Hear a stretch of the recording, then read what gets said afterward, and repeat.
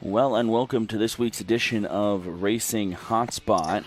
It's been a couple weeks, but we're back here on the podcast. We've both had a lot of things going on in the past week or so, or a couple weeks. Post New Hampshire Motor Speedway, things just got crazy schedule-wise and life-wise. We'll talk about that more. Devin Poslusty here with the co-host, Mr. Jordan Jenkins. Jordan, how are you? What was that? I'm doing pretty good, Devin. How about yourself? I'm doing good. I think we're doing this on FaceTime this week. I think hold on. He picked the phone up. Try that again. How you doing, Jordan? I'm doing good, Devin. How about yourself? There he is. I'm good.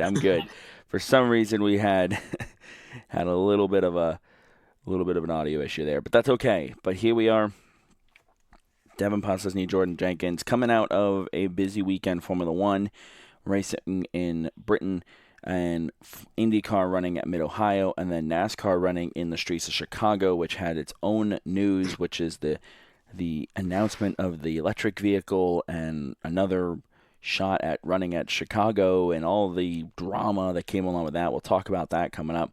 But real quick, Jordan, I know you had a busy weekend, 3 different days, 3 different racetracks. Go ahead, take us to Short Track Saturday.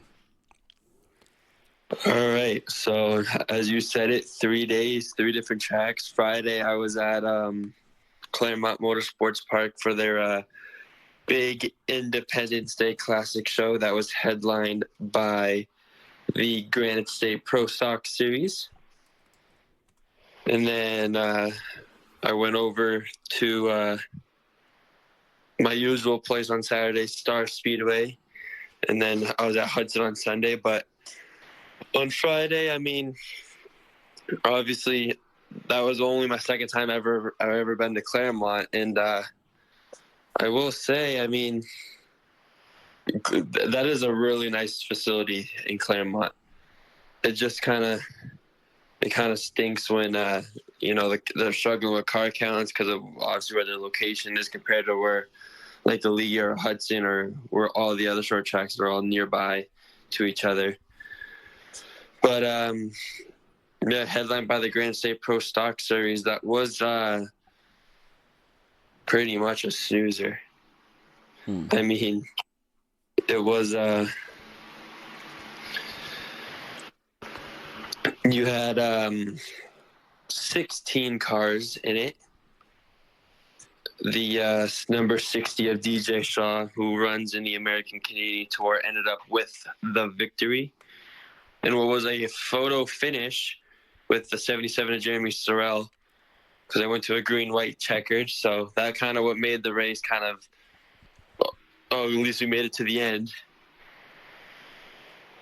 But the 90 of Casey Cull was actually dominating for the first portion of that race, probably the first 30 or 40 laps or so until a caution came out.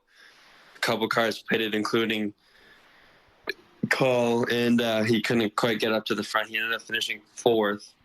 And then the 97 of Joey Poole ended up finishing 3rd. His last name isn't Poole, by the way. It's a long name. But everyone just calls him Joey Poole. But the finish was so close that even the race monitor couldn't get it right of who actually finished first. They actually had the 60 of Shaw finishing second when obviously they look at the replay because they have that capability with Race Day TV. As they saw the 60 actually cross the line first, but the transponders say otherwise. But it was just that close of a finish. That's insane. And then on top of that, at Claremont, you also had the mini stocks, Outlaws, Pure Stocks, Ridge Runners, 6 Shooters, and Super Street. So a very long day. Great racing on all those divisions. And then Saturday at Star, it was our big Racers Honoring Racers 76 event, open tour modified event. That is put on by Mike Parks, the general manager of Claremont Motorsports Park, and the racing guys. And I did not announce that Star that on Saturday because it's a track rental. But what I did do was social media for the mods that day. And I mean, that was just a great day all around. We thought that day, the day before, there was like an 80% chance of scattered thunderstorms in Epping that day. Wake up the next day, and it was all clear. So we went on with it. Never rained, so it was good that we didn't make an early call on it. And we had 6 shooters, NASCAR Bandoleros, NASCAR Legends for 2 features, Open Tour Modifieds, Pure Stocks, and Street Stocks. For the 6 shooters, the 18 of Matthew Hurdle ended up with the win. In the NASCAR Bandoleros, the number 04 Brody Wakefield ended up with the win, beating out the 38 of Bryson Robideau, who both of those two were pretty much dominant. Those were the first two. Like the third place car, the 19 of Greason Day, was pretty much a whole half a track behind them. But they were Robideau was treating it like it was Daytona. He was trying a lot of crossover moves. They were having a great battle. That was like, there was only 6 Bandoleros, but for only 6, that was an amazing show that they put on. For the NASCAR Legends in the first feature, the number 09 of Josh Parsons ended up with the win over Cole. Actually, yeah, Cole Roby finishing second, Trevor Krause finishing third. The second feature, which was a makeup of Friday night at Star when they got rained out, the 7 New York of Oregon Parent finishing first, Cole Roby finishing runner-up again, and Jacob Burns finishing third. And then for the Pure Stocks, we had the number 14 of Andrew Harmon come out on top. And then in the Street Stock or the Super Street feature, Jamie Renfrew Jr., who is a very well named here in New Hampshire in the short track scene, ended up with the Super Streets win. And now on to, which was the big main event that drew the crowd, the Racers Honoring Racers 76 at Star. We had 26 cars entered, 24 made the field. Just to include some of the names that were in this race, you had the 25 New Hampshire Brian Roby. You had another 25 of Matthew Swanson. You had the 8 of Woody Pitcat in it. You had Anthony Nocella, who's full-time in the NASCAR Wayland Modified Tour racing. And then, of course, you had probably the biggest name in open tour mod racing is Big Money Matt Hirschman, also was in racing in this race. Matt Hirschman ended up with the win, beating out Anthony Nocella. Brian Roby finished third. And that was the first time I saw modifieds of that type at Star, and I think Star is a really good track for them. For them to race there. It was a really good race. Hirschman and Nocella were the 1-2 to start, but there was battles all right around the track. Nocella and Hirschman were both right on each other the whole race. It was pretty clean for 76 laps. I think there was only 3 cautions, I think. And one of them was because of a mechanical issue. The other 2 were because of a 1 or 2 car spin. But I will just say, I do want to give a shout out to Matt Swanson. He runs part-time in the NASCAR Wayland Modified Tour, and he runs full-time in the Modified Racing Series. And I was talking to him in the pits before he got into his car, and he's running 63 races this year because he's full-time in the NES, part-time in the Wayland Modified Tour, full-time in the Modified Racing Series, and full-time in the Monaco Tri-Track Series. So shout out to him for being a racer. 63 races is a lot. That's insane. For those that may want a little thing, that NASCAR Cup Series guys run 36 races a year on the schedule. Swanson's doing almost twice that. But yeah, great event at Star, and then obviously Hudson yesterday, double points for the Sportsman Modifieds. That saw the 11X of Tyler Leary with the win. Cole Littlewood finished second. Pro 4 Modifieds was a 18 or 16 car field, and we actually had Brett Meservy running in that, and Max Zackham both run open tour mods. Max Zackham's actually also a part-time NASCAR Wayland Modified Tour driver. But great racing throughout for Hudson. Sportsman Modifieds, I mean, they only had 4 cars, which kind of sucked. But I mean, besides that, all the racing this weekend was really solid. Great weekend for short tracks, that's for sure. At least in New Hampshire. Yeah, that's awesome. I mean, I saw that they had, Especially for Star on Saturday when Monadnock rained out, White Mountains rained out, yeah, Oxford rained out. So Star and Seekonk were the only short tracks in the region that ran on Saturday. definitely a good weekend in general. I mean, the weather definitely played a role, but as you said, for those tracks who did run, it was awesome. It was hot. It was hot. It was but hot. That's true.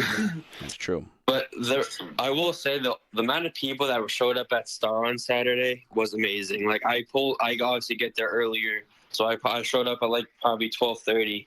Gates didn't open till 3, and there was already people in our parking lot, like tailgating, like it was like NASCAR was racing at Star. Like you had the Cup Series and Xfinity Series running at Star on Saturday. There was just a lot of people. There was a lot of, I mean, there's usually a lot of campers at Star, but there was even more for the Saturday event. Granted, we ran Friday too, but even then, Saturday was just, the amount of people that showed up was just awesome. Yeah, that's awesome. Like I said, I'm really, I've said it before in other episodes, I'm really happy that the short track scene, especially in here in New Hampshire, is definitely getting going again. I know, like I had mentioned in the past, there were times where it was like, what's going on? How's this going to happen? And happy to see, tracks starting to unite and work together and not compete with each other, because you have to acknowledge that you have a pool, and it's not a big pool in the state of New Hampshire. So if you're going to have that pool all running on the same day, then car counts all around are going to be bad. Everything's going to be low, which is why I love the fact that Claremont and Lee and Hudson all work together now, so that and Monadnock was a part of that at one point, but like everybody works together and everybody tries not to compete with each other, and it's definitely a good situation. And obviously, like I said, I didn't announce that Star on Saturday because it was a rental event. But they had John Espernette, who the track announcer at Hudson, did it on Saturday. And you had a lot of the people from Race Day TV actually at Star just to go and watch. Mm-hmm. And that was just awesome. Good time. I did get to be, the only time I did speak on the microphone was before the modified race, was for the racing guys is Dick Williams, who's the main reason the Racers Honoring Racers event happens in the first place. He presented a Ladies of Racing Awards to 4 or 5 women. I forget the exact number, but I got to be on the mic. They kind of introduced that, so that was pretty cool. That's amazing. Good job. Well done. So any other thoughts on short track Saturday? Our second MRS race is finally happening. Obviously, I haven't talked about them in a while because our first race was in Waterford May 4th. And, well, Saturday was our MRS points event, but it wasn't a banner event. So this Saturday at Wiscasset Speedway, the Modified Racing Series will be back in action for their second race of the season, because their second one originally at Riverside got rained out a couple weeks ago while we were in Loudon. So I will not be with the MRS that weekend, but we'll get to that later in the show. For sure. All right, cool. Well, moving on here, let's quickly touch on the world sports or world's racing here, because we do want to talk about NASCAR in Chicago. Real quick, though, Formula One raced in the British Grand Prix. Here's your top 3. Finishing third was Lando Norris. Max Verstappen finished second, and Lewis Hamilton got the win. Now, I did catch the end of this race, and it was competitive. Those 3 were close. Obviously, we had some differing tire strategies. Hamilton and Norris were both on softs, and Verstappen was on hard.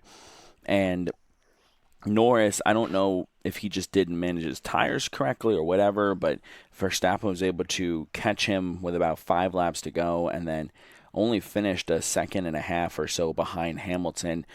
He came back from almost 7 seconds with about 10 laps to go, and he was able to manage, and work on his tires. Hamilton did the same exact thing. First race win for Hamilton in a long, long time. Happy to see him win it. It's his home race as well.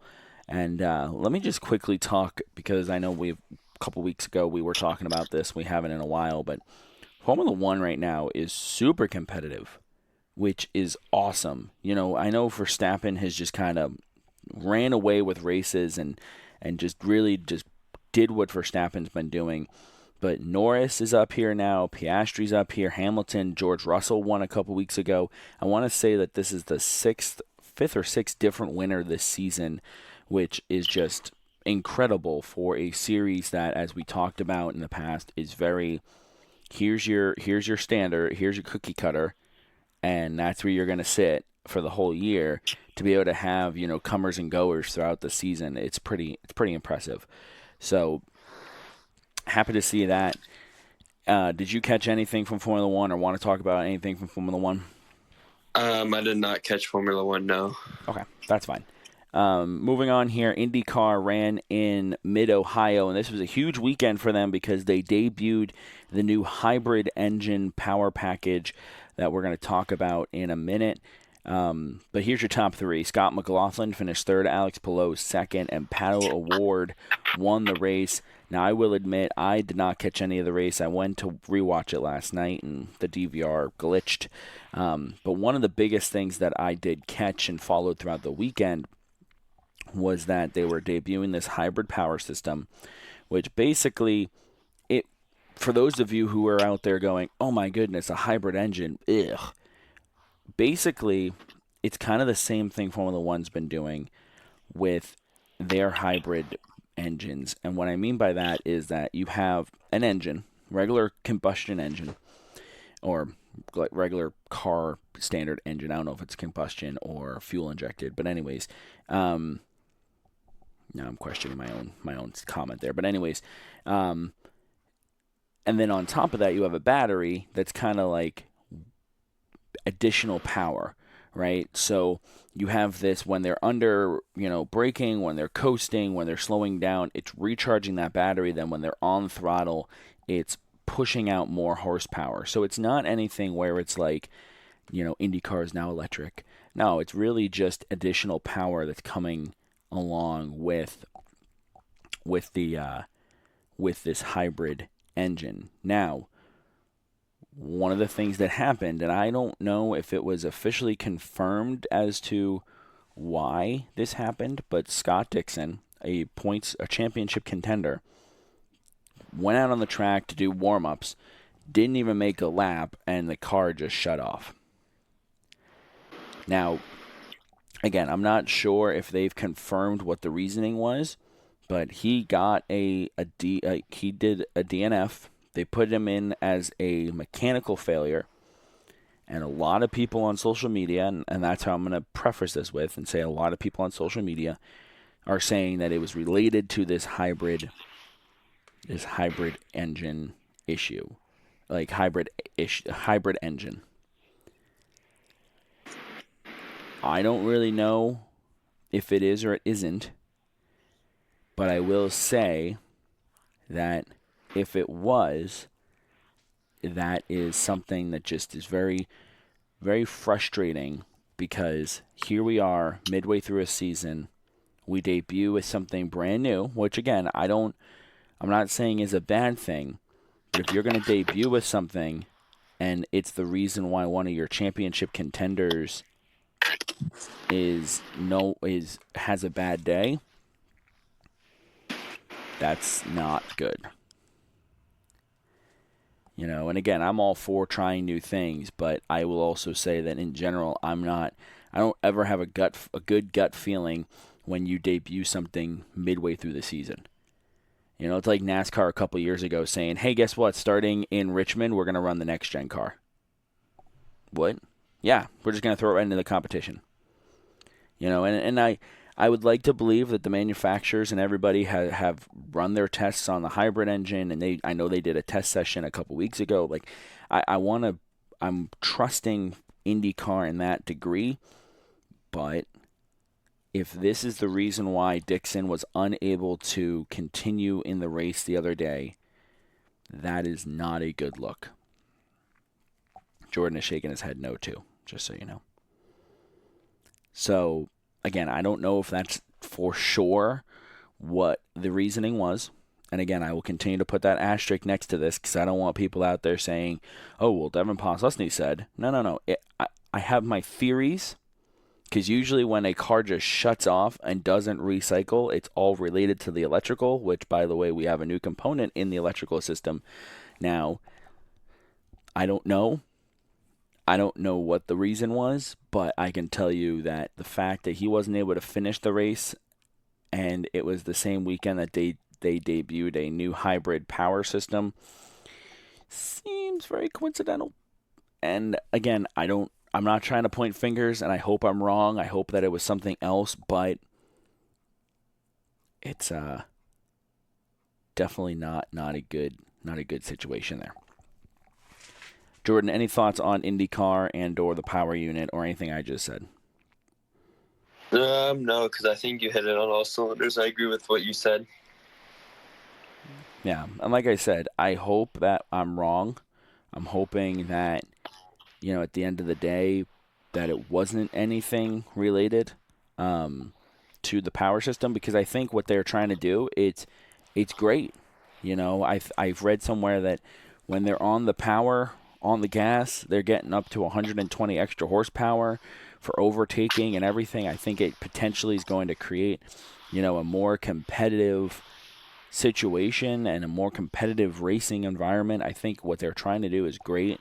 I would hate for day one, here we go. We're going to roll out, and guess what? One of the championship contenders just got dumped out of the field because of a mechanical failure or something like that. So, anyways, moving on. NASCAR raced in the streets of Chicago. Before we go to the actual races, Jordan, do you want to talk about this electric car that they debuted? No. Okay. It's stupid. Jordan does not like it. No, but it would be kind of funny though, in that whenever that comes into play, and it's like, oh man, Kyle Larson DNF because his battery died in his car. Oh. So I think there is a lot of confusion out there as to what this is because for those of you who might not be an avid watcher, might just be a casual fan, NASCAR came out on Friday and said, "Hey, guess what, guys? We have this all-electric car."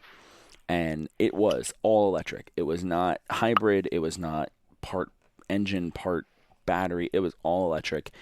And they did some, test runs on the streets. They did, standing start. It's honestly, it's pretty impressive. It looked pretty cool. Now, NASCAR did not give much information as to like, hey, this is coming in 2027, that it's going to be an electric series, or this is going to replace the Cup Series, which I don't think is ever going to happen. But a lot of people immediately went into speculation mode and said, oh my goodness, it's, this is going to be the future. This is going to be the future Cup car. This is ridiculous. Some people on social media were commenting, once this car starts racing, I'm done watching. I think that there's a lot of misunderstanding and miscommunication, and people need to understand that, one, NASCAR hasn't even come out with anything yet. NASCAR hasn't even come out with a plan or an agenda or anything like that. I think it simply is going to be I think it's going to be a fourth series that runs its own thing. But even then, like I said, NASCAR hasn't come out with anything yet.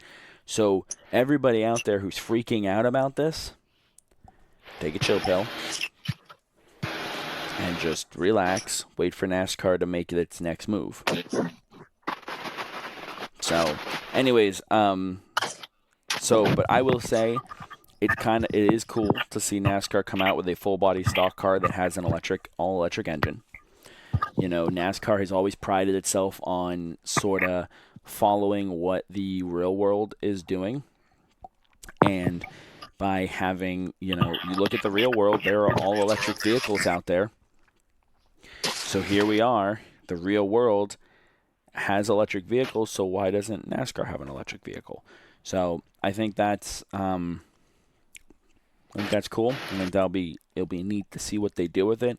But we don't know what they're doing with it, and everybody who's freaking out about it, I think, needs to just relax. Let's quickly talk about the Xfinity Series race here. A beautiful Saturday afternoon in Chicago. Oh my goodness, Jordan. The battle between Shane Van Gisbergen and Kyle Larson for the first stage and a half was incredible. These two drivers battling for the top spot, crossing each other over, going back and forth, no contact, no disrespect. Heck, down the straightaways, they were putting out the thumbs up out the window to each other, basically saying, "This is so much fun. Thank you. Like, you're racing me clean. This is so much fun." It was an amazing battle, ultimately ending with Van Gisbergen able to kind of sort of gap the field here and win the race, picking up right where he left off last year with the Cup Series race.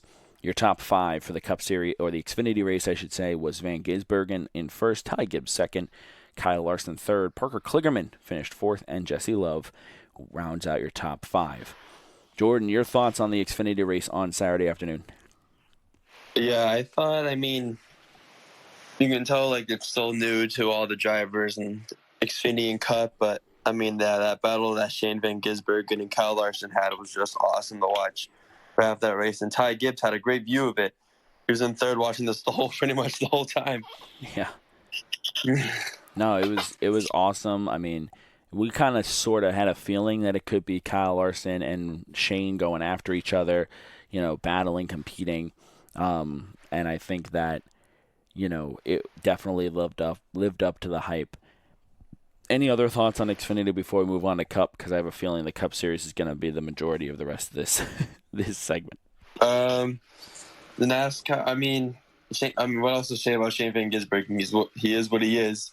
I mean, obviously he's still working on the ovals, which has been a struggle as of late. He was looking good early on the ovals, but now lately it's been a struggle. But he has 3 wins this year on road court at Portland and Sonoma, 2 road courses, and of course a street course where he won. His first ever time in a stock car, he just wins again in the Xfinity. So now he has 3 wins, and I don't even know where that puts him I'll look at the standings real quick. In the Xfinity Series, he still says 11th in the overall standings, but he's 4th in the playoff points right now. So the unfortunate thing about that is... And actually, this is kind of weird. So I think he's first because it has Allgaier at 15, Chandler Smith at 15, Austin Hill at 13, Shane Van Gisbergen has 17. It has SVG listed as 4th. So I don't know. So the unfortunate thing is, and I feel like this is something that people need to or people have already started thinking about, and it's kind of unfortunate, is that Shane Van Gisbergen is 4th in the playoff standings, 11th overall. Oh my goodness, he's got 3 wins. Is he a championship contender? I don't think he is, only because there's only one road course in the playoffs. I think he makes it to the round of 8. Like, I think he'll make it. I think if anything, he wins in Charlotte, which is the Roval, and that'll get him into the next round, which, if I'm not mistaken, is Martinsville, Texas, and Kansas, or something like that. For the round of 8? Yeah. Vegas, Homestead, Martinsville. That's it. Vegas, Homestead, Martinsville. Kansas is round of 12. Kansas is the Xfinity Series' first playoff race. Got it. Okay. So, but that round of 8 is 3 ovals, and they're very unique ovals. And maybe he is able to compete well at Homestead, because Homestead's kind of like a rip the wall and hold on. But even then, if you look at the ovals, he's 11th overall in the standings because the majority of the schedule is ovals. So unfortunately, I mean, and again, I don't want anyone out there thinking, wow, this guy's just spewing hate today. But, unfortunately, I think that he's not going to go very far just because of the experience he's had on the ovals, the level of it, the amount of seat time he's had in the ovals. And you know what? If he was sitting right here talking to us today, he would say, absolutely. he's been very open and very honest and very, just transparent and saying, yeah, I'm good on oval or road courses, but the ovals I'm learning. So I think that if he runs the Xfinity Series again next year, that bodes well for him. And I think that would go well for him because he'll have a full year under his belt. But he needs more seat time on the ovals. Yeah, I agree. So let's move on. The NASCAR Cup Series running at the streets of Chicago, and oh my goodness, all up until about an hour before the race, it looked like it was going to be a picture-perfect day. Mother Nature was going to behave. We were going to have a great race. Here we go. And then drivers, start your engines, and it's sprinkling. All right, we're going to put the wet weather tires on. Actually, we're going to let them decide what they want to do. Okay, we're going to go do a sight lap. All right, some people are putting wet weather. Some people are putting slicks on. Okay, we run a little bit. We run to the end of stage 1-ish. We have a caution for Corey LaJoie. Then it starts raining. Then we go into a rain delay. NASCAR comes out and says, hey, at 8:40 or 8:20 Central, 9:20 Eastern, this race is over no matter where we are. Okay, that's a little different, but we'll talk about that in a minute. And then we get going again in the rain. Couple accidents. NASCAR pulls them back down pit road. Says, okay, hold on, we need to go take some more water off the track. And then it pours more. An hour and 45 minutes later, we start running. We have 45 minutes left on this clock, and more or less the NASCAR race in Chicago was a timed race. Joey Hand wins stage 2. He's able to come in. They continue to run, and Alex Bowman able to get around him by making a gutsy gamble call, staying on wet weather tires instead of the NASCAR Goodyear slicks. Wins the race. Congratulations, Alex Bowman. And here's your top 5. Bowman wins the race. Tyler Reddick 2nd. Ty Gibbs 3rd. Joey Hand 4th. And Michael McDowell 5th. Jordan, you texted me and said that you believe that the Chicago Street Course race is just not good. And I said, besides the weather, what makes it bad? And you said the weather. I mean, I think what NASCAR has to do now is because you've done it 2 years in a row now. You started the Chicago Street Course race for the Cup Series at dinner time, and the weather sucked both times. So now what NASCAR has to do is think about starting it earlier like they do at all the other tracks and possibly avoid this issue. It's tough because, unfortunately, at the end of the day, the TV is what dictates this, right? Mm-hmm. NBC said, hey, we can kind of have one of their biggest races last year was the street course. So if we put it at 4:30, then it kind of pulls it into prime time. The end of the race is in prime time on a Sunday night, huge viewership. I get it, but I agree with you. You are now, this is the second year in a row that you're looking at a race that is running later, which, again, I have no issues with a 4:30 start. I have no issues with a 3:30 start at Loudon or a 2:30 start at Loudon. I have no issues with those things. But now this is the second year in a row that you are now running against the darkness. Same thing that happened at Loudon a couple weeks ago. Same thing that happened at Loudon in 2023. We ran into the darkness. 21. Oh, right, because 23 was in Monday. Sorry. But anyways, so point is I agree with you. I think that you need to, in the summer months, you need to put these races earlier. This way you have a bigger window for when Mother Nature shows up. Mm-hmm. So, Jordan, let me ask you real quick. There are obviously things that we are unaware of when it comes to the restrictions in place for the city of Chicago, but NASCAR coming out and saying at 8:20 Central Time, this race is over, no matter where we are. What are your thoughts? Mm-hmm. I mean, it's an interesting rule because obviously that was a rule that was in place for Loudon too that we almost actually got to, but we were very close to getting to at Loudon, obviously. But yeah, I think I like the rule because you give the drivers a heads up beforehand instead of calling it, oh, it's dark, white flag right here. Yeah, like they did at Loudon a few years ago. Or 10 laps to go now. Yeah. Yeah, 2021 they did it loud, where it was like, oh, 10 like we just cut the race short of 40 laps. Yep. So you got 5 laps to go. So I do like that rule for the tracks that don't have lights, because you give the drivers know what time the sun goes down. We knew what the drivers were told, even during the rain delay, this is what it was going to be. Mm-hmm. So they were going into the car not having to guess if they were going to make it or not. So I do like the rule, and I think NASCAR did a good job of telling the drivers way beforehand that this was how it's going to be. No, I agree. And I guess my thought though is does this now compete with the rule of end of stage 2 or halfway, whichever one comes first?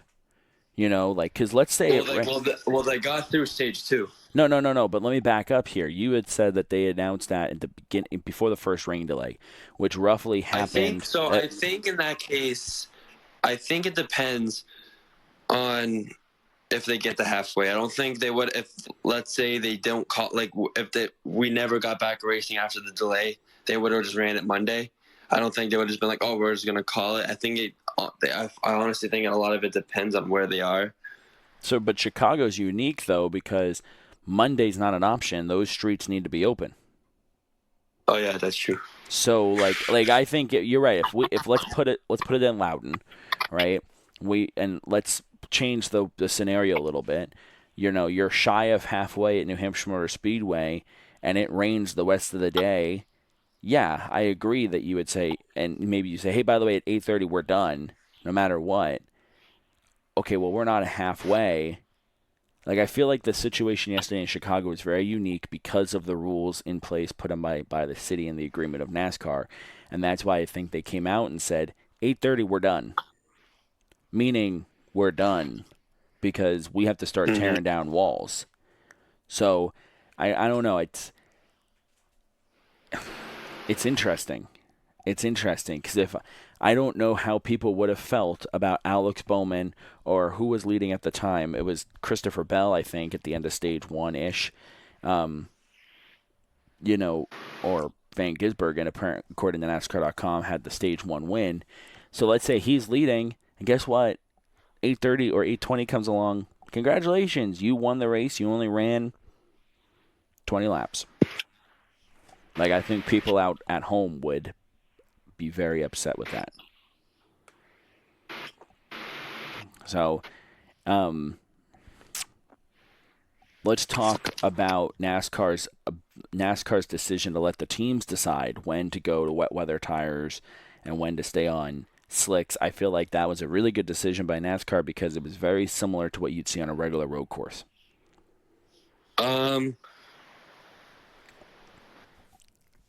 Yeah, I think that's how they should do it. I think that's what they should have done for Loudon. Too is that, because that was a big controversy after Loudon was, oh, NASCAR doesn't let the team decide on when to go to wet. So I think that's probably the best choice for NASCAR, is to let the drivers decide. So, because it's a different strategy. I mean, look, Bowman held off everyone on slicks, and Reddick was faster than Bowman until Reddick hit the wall. Right. At turns, I forgot what turn he hit the wall in. I think it was turn 5. But yes, no, I know what you're saying. And I will say I understand why NASCAR didn't let it happen at Loudon, just because of the unknowns of running on an oval and wet weather tires and everything. I get it. But I did like the fact that even in the beginning of the race, they were like, hey, we're going to let you go do a sight lap. You make a decision. You know, we're not going to tell you yay or nay. It's going to be your choice. Because it kind of sort of lets the teams, you know, decide if they want to take the risk or play it safe. But does NASCAR come back to the street course next year? Yes. Don't sound so excited. I think they do, yeah. I think their contract is good for one more year. There are rumblings that Formula One's going to go run on the street course streets of Chicago starting in 2027. So I don't know if that means that next year would be the final year. But anyways, but let me, like, if NASCAR has the option to say, you know what, we're not going to go back, we're gonna try this again? Or do you think, if you were NASCAR, do you think you say, you know what, guys, it was fun, but let's not? I think they'll give it one more shot next year, at least. I agree with you, especially when you have the amount of fans that you had show up. You know, that place was packed, and they did a great job of making this like festival like situation because of the fact that, you know, they had concerts going on, everything going on pre-race. You know, you were paying triple digits times however many to be able to go to this event. But this event was offering a race and concerts and everything. So I think it's definitely something that NASCAR's, it's working. I know that there was so much hype, so much enthusiasm, so much excitement going into it. I mean, the mayor of Chicago was standing on pit road in a fire suit. Like, there was so much hype around it, and I think it's great. I think if Mother Nature decided to show up the way she did on Saturday compared to Sunday, the event would have been perfect. I think it would have been a great race, but it just unfortunate set of circumstances that NASCAR did everything in their power to be able to go. But I will say, going back to that whole idea of, well, we need the streets open on Monday, does that make it so that if you were NASCAR, you say, you know what, we're going to do a double header on Saturday. This way we have Sunday as a backup.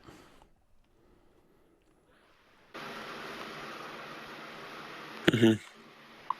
So, like, you run an Xfinity race Saturday at, let's say, noon, and then you run the Cup race Saturday at 3:30, 4 o'clock. Run the double header, and then this way you have Sunday as a backup instead of Monday being a hard stop. Right. So that's just my idea. I don't know if NASCAR would go for it. I don't know if NBC would go for it, but I think that if you're going to do this and you have a hard stop like on Monday, you need to have a backup plan in place. I agree. So, any other thoughts on the Cup race in Chicago? No. Okay. All right. So, I think overall, good weekend. I think NASCAR did everything in their power. I think all the things that were engineered and put into place did their job. And I think overall, it's one of those unique situations once again that just it worked out to the best of their abilities. But my goodness, was it a crazy sight to see? It was. Just like how 6 wide at Loudon and when we were racing in the wet. But anyways, Auto Club Speedway. Yeah, we were running Auto Club style at Loudon a couple weeks ago. But anyways, Jordan, looking ahead to Pocono.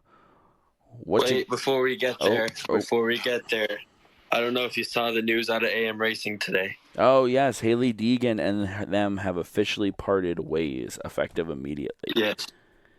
Yes, so obviously this is kind of a move you could see coming. And it's kind of probably put it in for sure when Joey Logano finished 8th in that car. Or 6th, whatever he finished, something in the top 10 in the Xfinity race. And I do know for a fact now that driving that 15 car for Saturday at Pocono will be Josh Berry. So, but yeah, obviously that's something people have talked about. There's like maybe they give her the rest of the year. Maybe they part ways earlier, which is, you don't really see NASCAR teams do that mid-season like that. Yeah. So it'll be curious to see if they keep having different drivers go into the 15, or they try to find a full-time driver like RSS, Ryan Sieg's team, did with Matt DiBenedetto in the 38, where he was running part-time there after getting rid of CJ McLaughlin, and then had decided that DiBenedetto was going to run full-time in that 38 car for them. So I wonder if they're going to try to find a full-time for the 15, or if they're going to keep swapping out drivers, because obviously it was Logano last week. It's going to be Josh Berry this week. It'll be interesting for sure. I wish Haley Deegan the best of luck. and finding another ride and all that. I hope that she, everything goes according to plan for her and getting back into a competitive situation. But definitely, you're right. You can see it kind of coming. Logano kind of struggled some parts of the day on Saturday, but was able to, as you said, finish in the top 10. So that was kind of a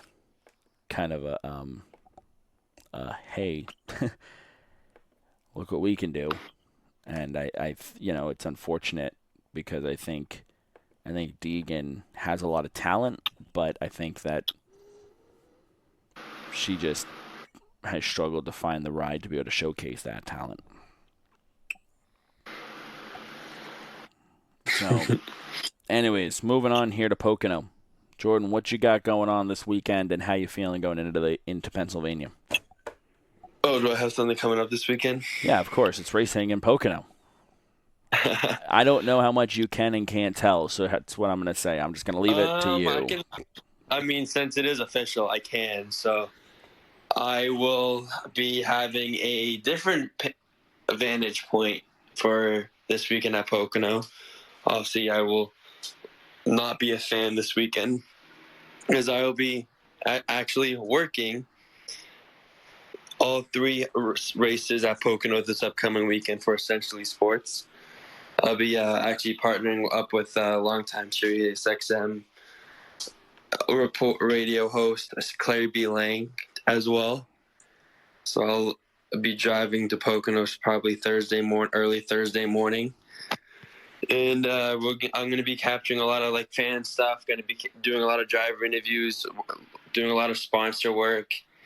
And going to be covering all 3 races, the Craftsman Truck Series, the Xfinity Series, and the Cup Series. So big weekend ahead. First time I really have an opportunity. Actually, it is the first time I have an opportunity like this. Not kind of the first, but definitely a different vantage point I'm used to. I do have a Zoom meeting with NASCAR tomorrow morning just because I'm a media credential member, so I have to. So everyone that does this, everyone that has this for a weekend has to do this. So I have all that going on, so it's going to be kind of different. That's awesome. First of all, congratulations. Yeah. Thank you. And good luck as well. Excited to hear about your adventures next weekend on short track weekend. I guess we'll just call it a weekend recap for you. But yeah. It'll be cool. Definitely go check out Essentially Sports on social media, I'm assuming, and their website to then be able to follow along with the content that Jordan gets this weekend. And the Lucky Dog on Track social media page too. Okay. And Fan Controlled Sports. Cool. Yeah. Cool. So let me ask you your thoughts in general going into this weekend. Obviously, being a media member, you might not be able to necessarily talk about it too much. You need to be impartial, right? But what are your thoughts going into Pocono? I'm looking forward to it. It'll be my first time going outside New Hampshire to watch a NASCAR in person. So I'm looking forward to going to the Sugar Triangle. Obviously, I always enjoy watching the racing on TV there. I always think it produces good racing for all 3 series. So I'm looking forward to really seeing that again, or hope to see that again, which I'm sure we will. I assume we will too. And I do know that New York NY Racing is having JJ Yealy back in the Cup Series for Sunday as well. That was announced too. Cool. A full entry list hasn't come out yet, but obviously there's kind of stuff that are coming out. So I did see that JJ Yealy and the NY Racing team will be fielding a car. Sweet. That's exciting. What are your thoughts? Who's your picks, I should say, for Sunday's Cup race? For Sunday's Cup race, I'll just go with Denny Hamlin, number 1. Just because, he's the all-time winner there, and he's won. Actually, I guess technically he hasn't won the last 2 years there. Because obviously he got DQ'd in 22. But Hamlin, Larson, and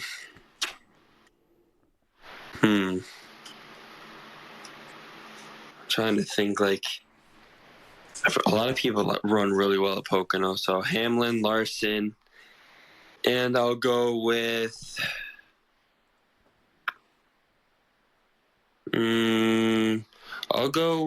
Tyler Reddick.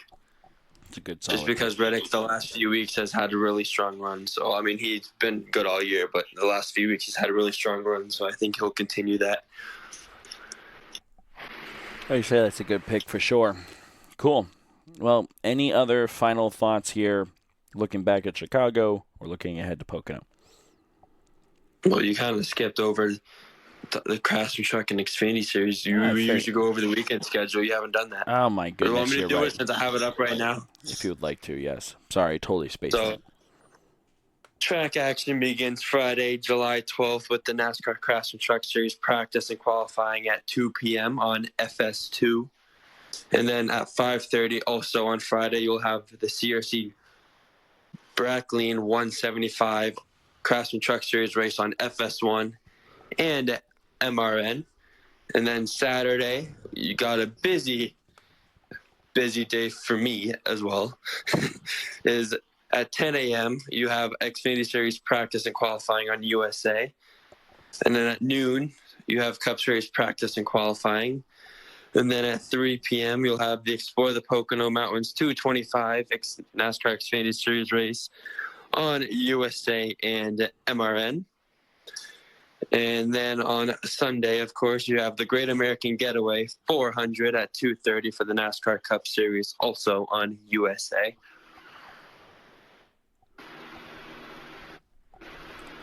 It should be honestly a really exciting weekend. I think when we do the show next week, that I'll be able to have like more insight too, because obviously now that I have a media credential, I'll be able to get driver interviews, and I believe I'll be able to go in the drivers' meetings and the press passes too, like the press conference after each race. So I believe I'll be able to go to that too. I'm not too sure. I don't know how it works. Just figure it out as you go along, but that'll be cool regardless. Yeah, no, like I said, good luck with everything. We wish you the best of luck and have fun with it down there for sure. And to the people that could possibly be attending, you will, since it is also part of my job to capture I say me, but it's not just me. We have a whole team. But Thursday, Friday, and Saturday night at Pocono, there's a Pocono Raceway infield block party happening. So if any people, because I know a few people that I know personally that'll be at Pocono that weekend, so if anybody goes to any of those events, I will be there. So I think that's it. Sweet. I can't think of anything else. No, that's awesome. Like I said, wish you the best of luck. Good luck with everything, and definitely have fun. Stay safe down there. Going to be weird going to more than one NASCAR race here. Obviously, we were already planning on the Daytona one, but now it's like, oh, this is impromptu. It'll be good. I'm excited for you for sure. Any other final thoughts from this past weekend or looking ahead to Pocono and beyond?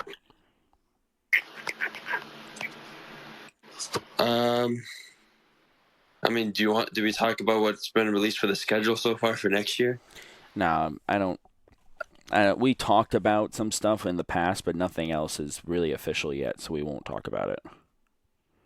Well, even though it's been reported by a few reporters. But nothing's official yet, Jordan. Don't make me get into this argument with you on air. No, and I mean, no. There are talks of things being moved around for sure next year, but that happens every year. So we'll have to see what happens with that. Hopefully, in coming weeks, though, they'll release the schedule and we'll talk about it then. I think I was told it was going to be released after the Chicago weekend. Mm-hmm. But who knows? Last year, it was like, oh, it's going to come after this, and we didn't get it till I think October, almost Halloween. I think. Yeah, it was late. But I think but apparently, according to what Jeff Gluck has said, Bob Parkhurst has said, it should be coming very soon. Yeah, we'll have to see for sure. I think once that happens, we'll dive into it we'll deep dive into it. So, cool. All right. Well, like I said, good luck this weekend. Have fun with everything. And thanks for jumping on the air with us today. You're welcome. All right. Well, hey, folks, thank you so much for tuning in. Don't forget, follow us on social media. We're working on getting more consistent with this, I promise. But for Jordan Jenkins, I'm Devin Poslusny. Have a great night, everybody, and we'll see you all for the next episode of Racing Hotspot.